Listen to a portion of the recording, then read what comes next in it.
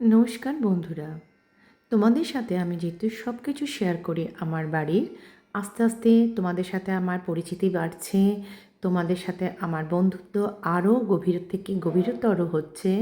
সেই জন্য আমার বাড়ির আরও 3টি সদস্যর সাথে তোমাদের পরিচয় করাচ্ছি।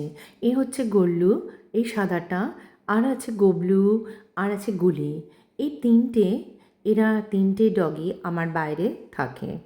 এরা 3জনই ছোটোবেলায় ওর মাকে হারায়। জন্মের পর ওর মায়ের গায়ের মধ্যে একটা ইনফেকশান হয়ে গিয়ে মারা যায়। তারপর থেকে এদেরকে আমি মানুষ করা, ছোট থেকে এদেরকে সমস্ত কিছু করে ভ্যাকসিন, ডাক্তার সব কিছু করে আজ ওদের বয়স হয়েছে বর্তমানে 7 মাস। এই 7 মাসের একটা দীর্ঘ পথ চলছি এদের সাথে। এদের মায়ায় আমি দিন দিন আরও আবদ্ধ হয়ে যাচ্ছি। কি বলবো তোমাদের, এরা যে এতটাই মায়ার, মানে না এদেরকে কেউ পুষলে তুমি বুঝবেই না।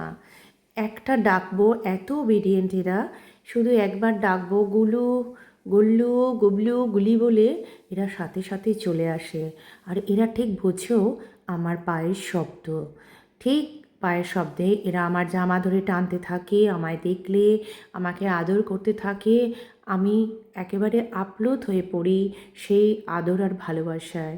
আমি অনেক বকা খাই, কিন্তু তা সত্ত্বেও এদেরকে আমি কিছু করতে পারি না। জানো তো, এদেরকে ভালোবাসার বীজটা আমার মধ্যে রোপণ করে গেছেন আমার শাশুড়ি মা। তিনিও ঠিক এইরকমই এদের মায়ায় ছিলেন, একেবারে ভরপুর। তিনিও এদেরকে না খাইয়ে খেতেন না, এদের মায়ায় মায়ায় তিনি রাস্তায় রাস্তায় ছুটতেন ভাত দিতে। ঠিক সেরকমভাবে এখন বুঝি কেন তিনি এরকম করতেন। আজ আমি সেই একই জায়গায় দাঁড়িয়ে আছি।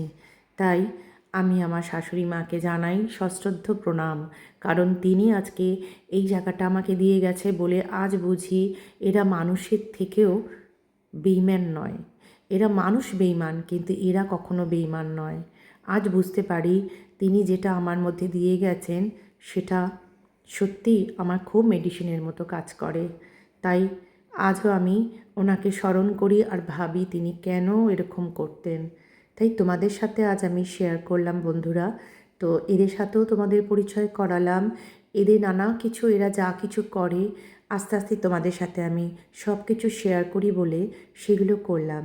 তাই তোমরা দেখো এরা কীরকমভাবে মুখের দিকে তাকিয়ে থাকে, আর আমাকে একবার দেখলে হয়। তো তোমাদের কেমন লাগছে এদেরকে, তোমরা কিন্তু আমাকে জানিও।